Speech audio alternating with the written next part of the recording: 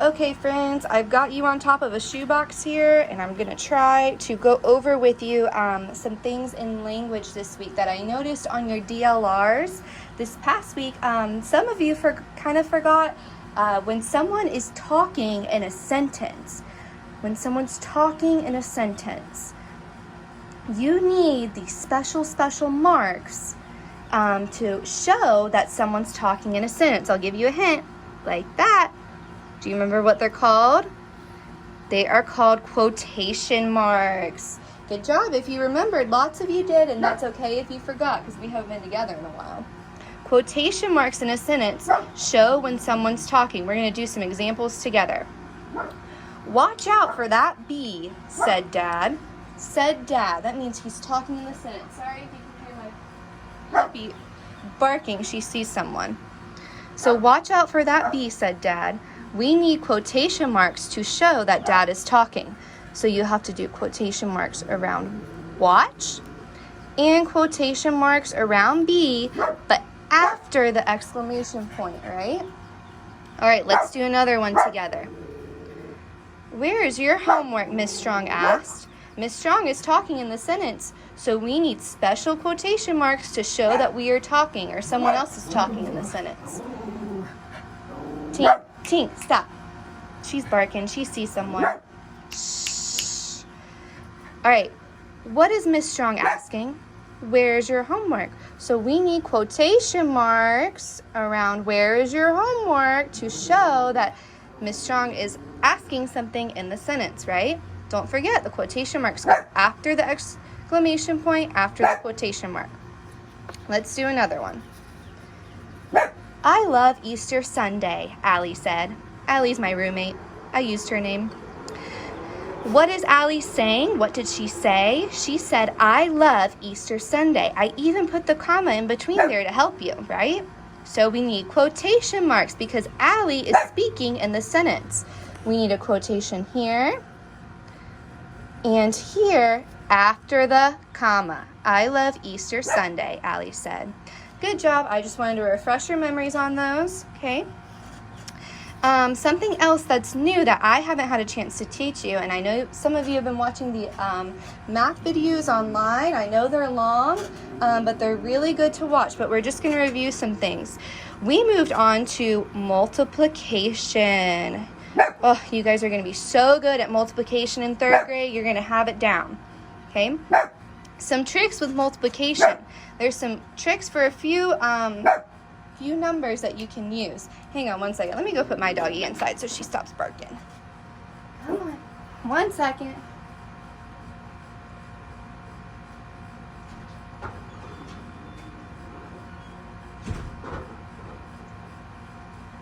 Okay, sorry about that. So one trick, if something is being multiplied by the number 10, multiplied by 10, multiplied by 10, multiplied by 10, multiplied by 10, 10, 10.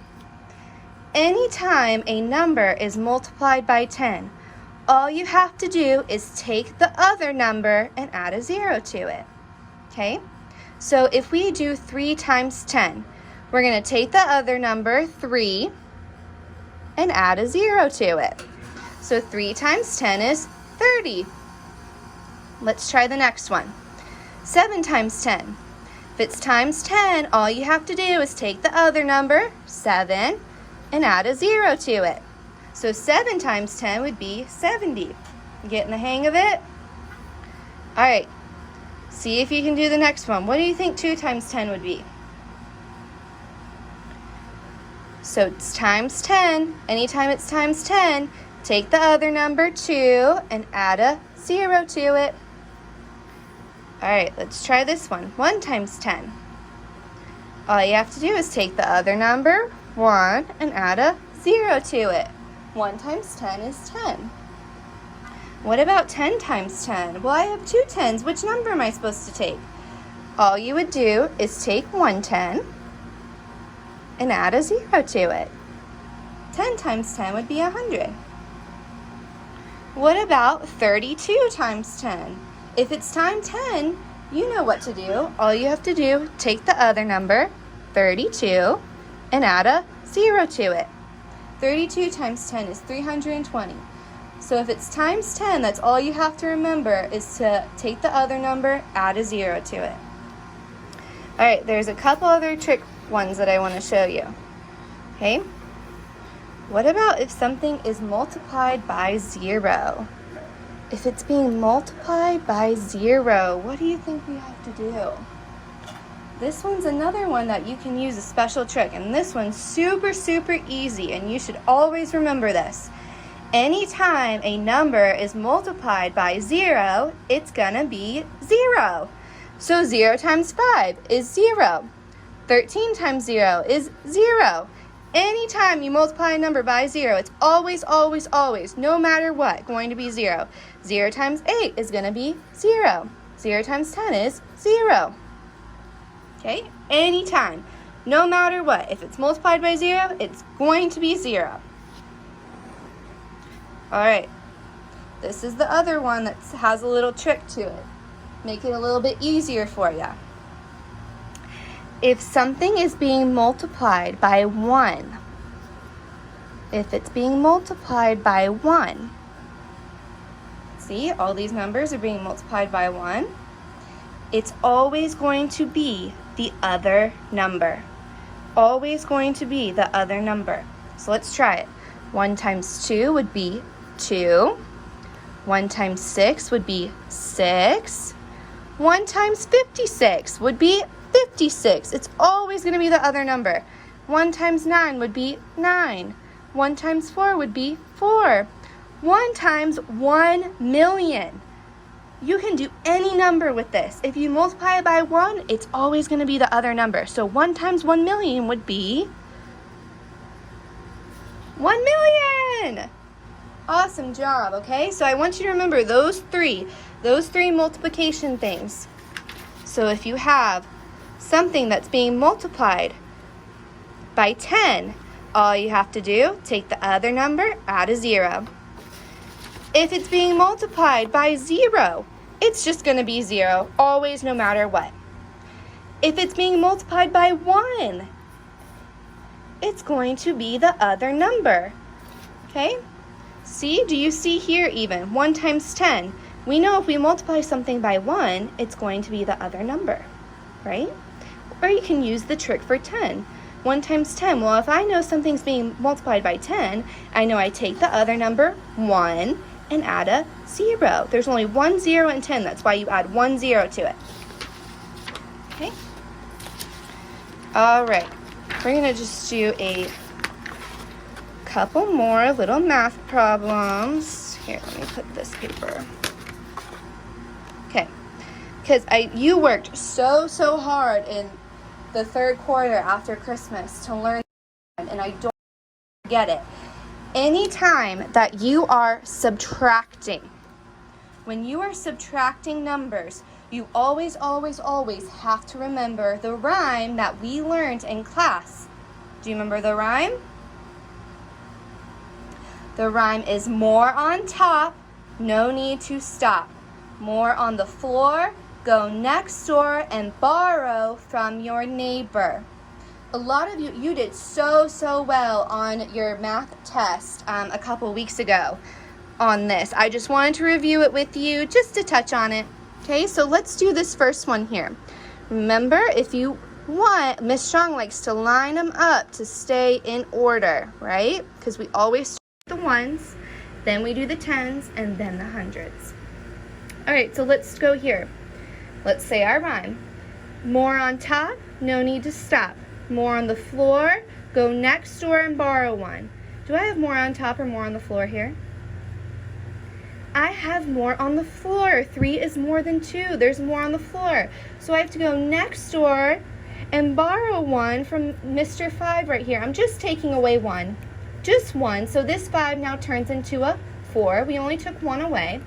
And the one that I borrowed from Mr. 5 now goes in front of the 2 to make a 12. There you go. Don't forget, when you're doing these, you have to cross out the numbers and write the new ones. Don't just do it in your head, because that's how you get messed up really easily. Always cross out the number, write the new one. Now we can solve it. 12 minus 3 would be 9. There's more on top, so there was no need to stop. All right, now I have to say the rhyme again. More on top, no need to stop. More on the floor, go next door and borrow one from your neighbor. Which one do you think?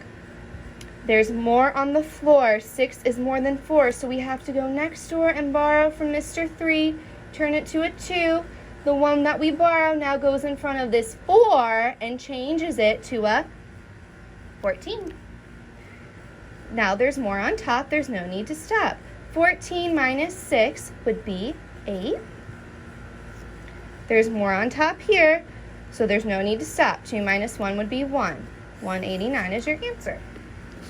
All right, let's try this one. I'm going to go a little bit quicker.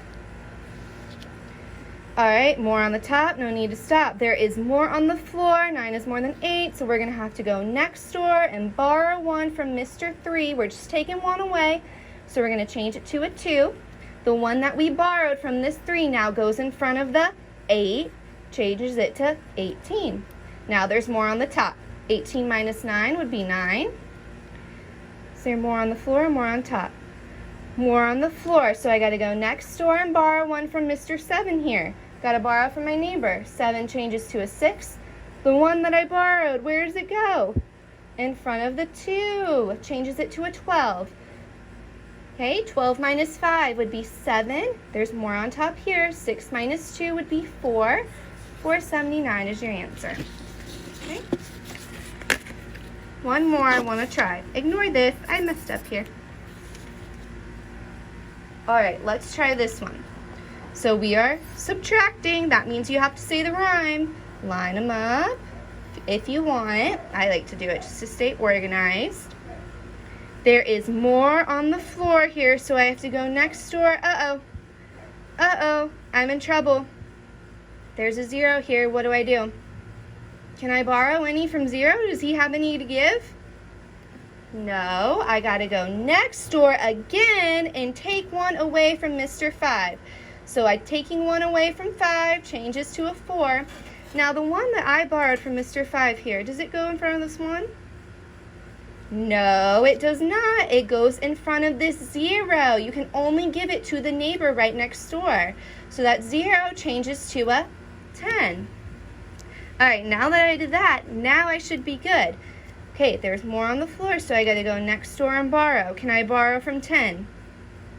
Yes, I can. Change that 10, borrow 1, we're taking 1 away, change it to a 9. The one that we borrow now goes in front of the 1 and changes it to 11. 11 minus 8, that is more on top. We do not need to stop, we can keep going. 11 minus 8 is 3. There's more on the top here, so there's no need to stop. 9 minus 4 is 5. And there's more on the top here, no need to stop. 4 minus 1 is 3.